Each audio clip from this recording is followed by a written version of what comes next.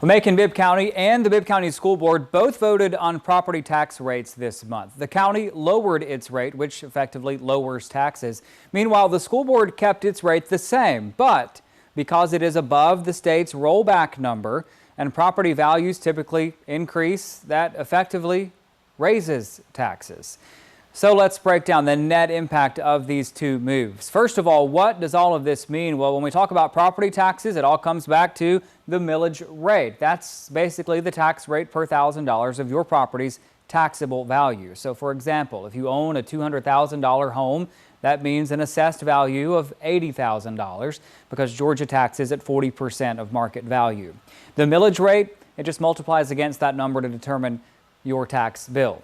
Macon-Bibb commissioners cut the rate from 9.9 to 9.575. That's a reduction of 0.325 mils. Meanwhile, the school board voted to keep its rate at 14.674 mils. That is actually the same as last year, but it's 0.652 mils above the rollback rate, which means, again, an effective tax increase since property values typically rise.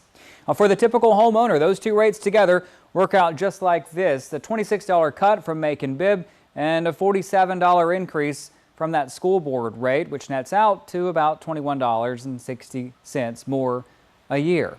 It's a little more for businesses and rental owners. So if you look at the total millage, the combined rate actually fell from 24.574 last year to 24.249 this year. But here's the tricky part. Because the school board's rate stays above rollback, most homeowners actually still see that small net increase. So to sum it up, with the net impact of both rate votes, most homeowners will pay about $21 more. For non-homestead owners, which are again businesses and rental owners, their increase will be a little higher at $26.